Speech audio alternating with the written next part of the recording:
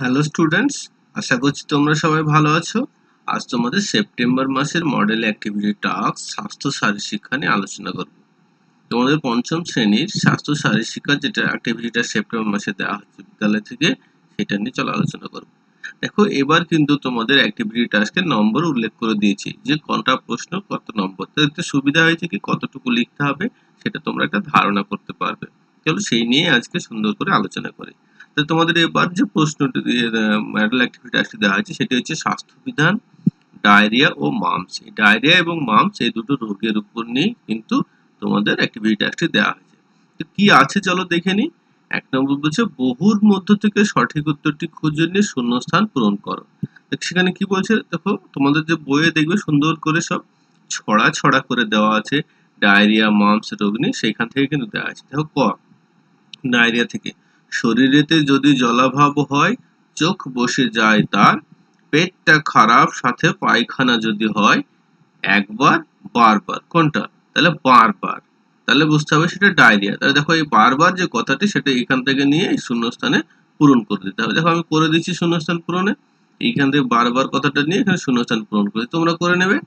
দেখো আবার সেই ডায়রিয়া থেকেই ক্ষয় বলছে বুঝতেই হবে ডায়রিয়া রোগ, এবার ধরেছে তাকে, দেহ কোষে ড্যাশ কমে গেছে তাই ক্লান্ত যে হয়ে থাকে। তাহলে ড্যাশে কি লিখতে হবে, মল না জল? তাহলে জল, দেহ কোষে জল কমে গেছে তাই ক্লান্ত হয়ে থাকে। তোমাদের বই দেখবে সুন্দর করে ছড়ার মধ্যে এটা দেওয়া আছে, তাহলে জলটা এখানে লিখে দিলাম আমি। এর পরেরটা দেখো, সেই ডায়রিয়াতে ড্যাশ, এখানে আমি দেখো জলের লিখেছি অবশ্য, অভাব পূরণ করাই এই রোগের মূল কথা, তাই বলে জল উল্টো পাল্টা খাবে না তো যথা তথা। দেখো উত্তর কি বলছে, দুটো অপশন, একটা জলের একটা ভিটামিনের মধ্যে একটা বেছে নিতে হবে। তাহলে আমি এখানে জলের বেছে নিলাম। দেখবে তো যে ছড়াটা তোমাদের বই দেওয়া আছে এখানে জলেরই আছে, তো জলের অভাব পূরণ করাই এই রোগের মূল কথা। ঠিক আছে, জলের কথাটা এখানে লিখে নিতে হবে। এবার ঘ, আবার এখানে এটাও ডায়রিয়া থেকে ওআরএস গুলে বিশুদ্ধ জল করবে ব্যবহার, পিপাসা পেলেই 1 ড্যাশ করে জল খাওয়া দরকার। এখানে 1 গ্লাস না বোতল? তাহলে অবশ্যই 1 গ্লাস। তাহলে এখানে লিখে দিলাম আমি গ্লাস। এই যে 1 নম্বরে যে গ্লাসটা আছে সেই গ্লাসটার থেকে এখানে গ্লাস অপশনটা আমি লিখে দিলাম। বুঝা গেছে? তাহলে গ্লাস হবে এখানে উত্তর। পরে চলো পরের দেখি, আবার সেই ডায়রিয়া থেকে খাবার তৈরি যিনি করবেন যেন ড্যাশ ধুয়ে নেন হাত, পরিচ্ছন্নতা বড়ই জরুরি, কিবা দিন কিবা রাত।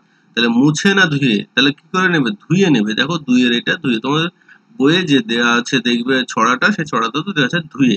তাহলে যেন ধুয়ে নেন হাত, এখানে লিখে দিলাম তাহলে ধুয়ে। বোঝা গেছে? এবার এখানে দেখো ড্যাশ খেয়ে উপশম হলে নেই কোনো চিন্তা, নয়তো স্বাস্থ্য কেন্দ্র থেকে নিয়ে যাওয়া দরকার। তাহলে ওআরএস আর ওআরএস, তাহলে ওআরএস অবশ্যই ওআরএস। দেখো আমি এখান থেকে ওআরএস কথাটা এখানে লিখে দিয়েছি। তাহলে ওআরএস খেয়ে উপশম হলে নেই কোনো চিন্তা, এই তাহলে ওআরএসটা শূন্যস্থানে আমি লিখে দিলাম। তারপরে দেখো মাম্পস রোগ থেকে বলতেছে ড্যাশ, এটি একটি রোগ, এখানে ড্যাশ আছে, শিশুদের হয়ে থাকে, বড়দেরও ওই রোগ হতে পারে হঠাৎ যে কোনো ফাঁকে, যে সংক্রামক অসংক্রামক। তাহলে মাম্পস হচ্ছে একটা সংক্রামক রোগ, তাহলে এখানে লিখে দিয়েছি আমি দেখো সংক্রামক। তাহলে সংক্রামক এটি এক রোগ, শিশুদের হয়ে থাকে, বড়দেরও রোগ হতে পারে হঠাৎ যে কোনো ফাঁকে। যে সংক্রামক কেন? যেহেতু রোগটা ছড়িয়ে পড়ে, ছোঁয়াচে ধরনের রোগ, একজনের হলে তারা কাছাকাছি যারা থাকবে তাদের কাছে তাদেরও হয়ে যাওয়ার সম্ভাবনা থাকে। এই জন্য মাম্পস হলে কয়েকদিন বাড়িতে থাকাই ভালো, স্কুলে না যাওয়াই ভালো। বর্গীর জয়টা দেখো, শরীর গরম, কান মাথা ব্যথা, বমি বমি ভাব হয়, ড্যাশ একটা ফুলে ফেঁপে ওঠে, মাম্পস তো নিশ্চয়। তাহলে মুখের না কাঁধের? তাহলে এখানে মুখের দিকটা, ঠিক আছে। তাহলে এখানে আমি যে মুখের দিকটা মুখের লিখে দিই, তাহলে মুখের দিকটা ফুলে ফেঁপে ওঠে, মাম্পস তা নিশ্চয়। তাহলে আমি দেখো এখানে মুখে লিখে দিলাম। তাহলে এইভাবে তোমরা এই শূন্যস্থানগুলো করে নেবে। 8খানা শূন্যস্থান আছে। এবার দেখো তোমাদের যে 2 নম্বর আছে নিচের প্রশ্নগুলো উত্তর দাও। এখানে দেখো একটা আছে ক, মাম্পস রোগের উপসর্গগুলি নিজের ভাষায় লেখো 5 নম্বরে, আর টিকা লেখো, প্রতিষেধক টিকা 2 নম্বরে। 2 নম্বরে মানে খুব সংক্ষিপ্ত লিখতে হবে, 2 লাইন লিখলে যথেষ্ট, 2-3 লাইন। আর উপসর্গগুলো লিখতে হবে 5 নম্বর, এটা একটু বেশি করে। উপসর্গ মানে কি? উপসর্গ মানে মাম্পস রোগ হয়েছে সেগুলো কি কিভাবে বুঝতে পারে। চলো এটা নিয়ে একটু আলোচনা করা যাক। দেখো আমি তোমাদের জন্য এখানে একটি সুন্দর করে আলোচনা করার চেষ্টা করছি। মাম্পস রোগের উপসর্গগুলো নিজের ভাষায় লেখো। তো কি আছে দেখো, মাম্পস একটি ভাইরাস ঘটিত সংক্রামক রোগ, সাধারণত 2 থেকে 12 বছর বয়সের শিশুদের এই রোগ হয়ে থাকে, তার চেয়েও বড়দের এই রোগ হয় তা না। এই রোগ 7 থেকে 10 দিনের মধ্যে সেরে যায় চিকিৎসা করালে। বোঝা গেছে? তাহলে ভয় পাওয়ার কিছু নেই, তবে একটু সাবধানে থাকতে হবে। তাই উপসর্গগুলি কি? চলো উপসর্গগুলি আলোচনা করি। দেখো রোগের উপসর্গ সময় 1 নম্বর অল্প গা গরম হবে, মাথা ধরবে, ক্ষুধামন্দ হবে, ক্লান্তি ভাব দেখা দেবে। তাহলে বুঝতে হবে যে তোমার মাম্পস রোগ হতে পারে। কি হবে? যে গা গরম, মাথা ধরছে, খেতে ইচ্ছা করছে না, শরীরে ক্লান্তি। 2 নম্বর কি কানের কাছে উপরের চোয়ালের গ্রন্থি ফুলে। কানের কাছে যেটা তোমার উপরে যে চোয়াল তার যে গ্রন্থি সেইটা দেখবে এখানে একটা গ্ল্যান্ড আছে কানের পাশে, দেখবে নিচে তোমার হাতে দেখতে পারো যে কানের পাশে নিচে একটা গ্ল্যান্ড আছে, এটা নরম মতো, এটা গোল মতো, তো সেইটা ফুলে ওঠে যখন, বেড়ে যায় আকারে, তখন সেটা বুঝতে হবে যে সেটি মাম্পসের জন্য হয়েছে। 3 নম্বর মুখের দিক ফুলে, তোমার মুখের দিকটা ফুলে ওঠে ওইখানে, কানেও ব্যথা হয়, বমি ভাব হয় এবং বমি হতে পারে। বড়দের ক্ষেত্রে অন্য গ্রন্থিও ফুলে উঠতে পারে। সাধারণত একবার মাম্পস হলে পরবর্তী সময়ে এই অসুখ আর হয় না। ঠিক আছে? তার মানে একবারই হওয়ার সম্ভাবনা থাকে। তাহলে তোমরা এইখানে ভিডিওটি থামিয়ে রোগের উপসর্গগুলি সুন্দর করে লিখে নিতে পারো বা স্ক্রিনশট নিয়েও লিখে নিতে পারো। আশা করছি বুঝতে পেরেছো উপসর্গগুলি, তোমরা লিখে নিও। এবার চলো পরেরটায়। পরেরটায় দেখো লিখেছে টিকা লেখো, প্রতিষেধক টিকা। 2 নম্বর প্রতিষেধক টিকাকে নিয়ে একটি টিকা লিখতে বলেছে। দেখো তাহলে আমি একটু লিখেছি, দেখো প্রতিষেধক টিকা যে জৈব রাসায়নিক যৌগ যা অ্যান্টিবডি তৈরি হওয়ার প্রক্রিয়াকে উত্তেজিত করে দেহে কোনো একটি রোগের জন্য প্রতিরোধ ক্ষমতা জন্মাতে সাহায্য করে।